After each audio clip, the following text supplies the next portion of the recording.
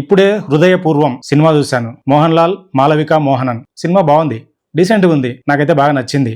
Jio Hotstar లో streaming అవుతుంది. Original గా ఇది Malayalam movie, but Telugu dubbing ఉంది. డీటెయిల్స్ లోకి వెళ్లే ముందు hi hello welcome back to our channel బాకా బ్రదర్స్ ఒపీనియన్స్. కొత్తగా వచ్చిన వాళ్ళు సబ్స్క్రైబ్ చేసుకోండి, ఆల్రెడీ ఛానల్ ఫాలో అవుతున్న వాళ్ళు షేర్ చేయండి, లైక్ చేయండి. స్టోరీ విషయానికి వస్తే మోహన్ లాల్ కి హార్ట్ ట్రాన్స్ప్లాంటేషన్ జరుగుతుంది. సో ఈ హార్ట్ ఎక్కడో పుణెలో యాక్సిడెంట్ అయిన ఒక కర్నల్ ది. సో అతనికి ఒక డాటరు వైఫ్ ఉంటుంది. డాటరు వైఫ్ మోహన్ లాల్ మధ్య జరిగే డ్రామానే ఈ స్టోరీ. స్టోరీ అయితే చాలా సింపుల్, అంటే ఇదేం కొత్తది కాదు, అట్లని ఓ పెద్ద ఇన్నోవేటివ్ ఇదేం కాదు, ఇండస్ట్రీలో రానటువంటి స్టోరీ అస్సలు కాదు. బట్ ఇది మనకు బాగా తెలిసిన స్టోరీ అయినా కూడా ఎందుకు ఇంత ఇంట్రెస్టింగ్ గా అనిపించింది, ఎందుకు నాకు బాగా నచ్చింది అంటే the way director deal the story. ఇదంతా డీసెంట్ గా డీల్ చేసినాడు. మామూలుగా బేసికల్ గా ఇదేంటంటే ఒక ఎమోషనల్ లైన్ ఇది, కానీ ఆ డైరెక్టర్ దీన్ని ఎమోషనల్ గా కాకుండా ఆ కామెడీ సైడ్ తిప్పినాడు చూడు, అక్కడే డైరెక్టర్ సక్సెస్ అయినాడు. ఈ సినిమా మెయిన్ బాగా నచ్చడానికి మెయిన్ రీజన్ కూడా దీన్ని కామెడీ వేలో చెప్పడమే అంటారు మెయిన్ రీజన్ అని నేను ఫీల్ అవుతున్నాను. సినిమా సీన్ల విషయానికి వస్తే మోహన్ లాల్ సెటప్, అతను ఒక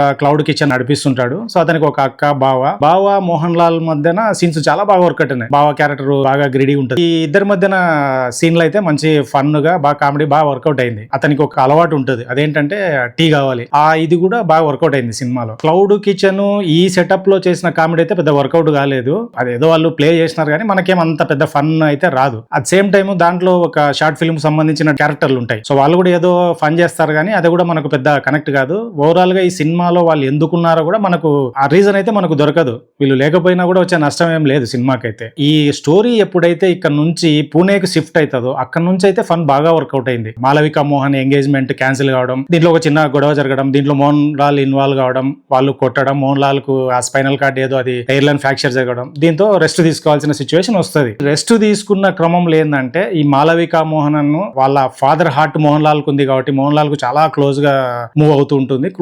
దీన్ని ఏంటంటే మోహన్ లాల్ క్యారెక్టర్ మిస్అండర్స్టాండింగ్ చేసుకొని సో ఈ మాలవిక మోహన్ మీద ఇష్టం పెరుగుతుంది. So at the same time ఏంటంటే కర్నల్ వైఫ్ ఉందో ఆమె కూడా మోహన్ లాల్ ను ఇష్టపడడం స్టార్ట్ చేస్తుంది. ఎందుకు అంటే ఆయన ఎవరైతే వాళ్ళ హస్బెండ్ బతికినప్పుడు ఆమెకు ఏ రోజు రెస్పెక్ట్ ఇచ్చిండడు, కనీసం సారీ కూడా చెప్పిండడు. మోహన్ లాల్ అవుట్ సైడర్ కాబట్టి ఆ రెస్పెక్ట్ ఆ సారీ ఇవన్నీ సిచ్యువేషనల్ గా దాన్ని చెప్తుంటాడు. దీంతో ఆమె మోహన్ లాల్ కు బాగా కనెక్ట్ అవుతుంది. ఇంటర్వెల్ స్టేజ్ కి వచ్చేది ఏంటంటే ఇది ఒక ట్రయాంగిల్ డ్రామా లాగా షిఫ్ట్ అవుతుంది. అంటే మోహన్ లాల్ వచ్చేసి మాలవిక మోహన్ ఇష్టపడుతుంటారు, ఆ వైఫ్ క్యారెక్టర్ ఎవరైతుందో ఆమె వచ్చేసి మోహన్ లాల్ ని ఇష్టపడుతుంటారు. ఇంకా సెకండ్ హాఫ్ స్టార్ట్ అయిన తర్వాత ఈ ముగ్గురు మధ్యన జరిగే ఆ కన్ఫ్యూజన్ డ్రామా ఇది ఒక స్టేజ్ కి వెళ్ళిన తర్వాత మోహన్ లాల్ కు ఒక సిచ్యువేషన్ లో అర్థం అయిపోతుంది ఏంటంటే ఈ మాలవిక మోహనన్ అనే క్యారెక్టర్ మోహన్ లాల్ ను ఎవరైతే తన ఫాదర్ ఉన్నారో అలాగనే ట్రీట్ చేస్తుంది అనేది మోహన్ లాల్ కి అర్థమైపోయి సో మోహన్ లాల్ ఈ రిలేషన్ ను స్పాయిల్ చేసుకోకూడదు అనేది ఒక అండర్స్టాండింగ్ వచ్చేస్తాడు. అంటే ఆ అమ్మాయికి దూరంగా ఉండాలని అనుకుంటాడు. At the same time wife కూడా క్లారిటీ ఇచ్చేస్తాడు, నాకు మీ మీద ఎటువంటి వేరే ఒపీనియన్ లేదు అనే క్లారిటీ అయితే అమ్మాయికి కూడా ఇచ్చేస్తాడు. ఫైనల్ గా ఏంటంటే అందరు కలిసి గెట్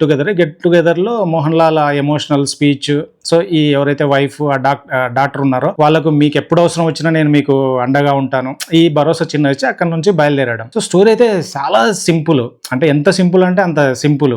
దీంట్లో ఎటువంటి టర్న్ ట్విస్ట్ భారీ డైలాగులు, సింపుల్ గా చెప్పాలంటే మనం బీచ్ ఒడ్డున ఒక బెంచ్ మీద కూర్చొని మనకు నచ్చిన సాంగ్స్ వింటుంటే ఎలాంటి మనకు ఆ ఫీలింగ్ కలుగుతుందో ఆ సినిమా చూసినంత సేపు అయితే నాకు ఆ ఫీలింగ్ అయితే కలిగింది. దీంట్లో సినిమా మొత్తం చూసిన తర్వాత నాకు ఏదన్నా చిన్న నెగిటివ్ ఫీలింగ్ ఏమన్నా ఉంది అంటే సెకండ్ హాఫ్ లో ఏదైతే కొంచెం ఆ డ్రామా ఉందో అది అక్కడక్కడ కొంచెం మెలో డ్రామా లాగా అనిపిస్తుంది, కొంచెం స్లో కూడా అవుతుంది. ఒరిజినల్ గా మలయాళీ సినిమాలు మనం చూసుకున్నప్పుడు వాళ్ళ స్టోరీ టెల్లింగే కొంచెం అలా ఉంటుంది కాబట్టి మేబీ నాకు పర్సనల్ గా అలా అనిపించిందేమో. సో ఇప్పుడు ఆర్టిస్టుల విషయానికి వచ్చేస్తే మోహన్ లాల్ గారు మీకు హ్యాట్స్ ఆఫ్ సార్, ఎందుకంటే మీరు సూపర్ స్టార్, ఆ స్టార్ ఈ స్టార్ ఎన్ని స్టార్లు ఉంటాయి అన్ని స్టార్లు మీరు, అయినా కూడా ఇలాంటి స్క్రిప్ట్ చూజ్ చేసుకొని దీంట్లో చాలా అండర్ ప్లే లో క్యారెక్టర్ చేసినారు చూడు, హ్యాట్స్ ఆఫ్ మీకు. ఎందుకంటే ఆ అండర్ ప్లేనే ఒక స్టేజ్ లో ఏంటంటే మనం మోహన్ లాల్ గారిని మర్చిపోతాం, సో క్యారెక్టర్ ని మనం ఎంజాయ్ చేస్తూ ఉంటాం. At same time Malavika Mohan బ్యూటీగా ఉంది, పర్ఫార్మెన్స్ కూడా బాగుంది అమ్మాయిది. ఇంకా ఆ వైఫ్ క్యారెక్టర్ ఆమె కూడా బాగుంది, ఉన్నంతలో ఒక కొన్ని సీన్లు అయినా కూడా బాగుంది. మెయిన్ గా చెప్పుకోవాల్సింది సిద్దికీ గారు మన మోహన్ లాల్ గారి బావ క్యారెక్టర్.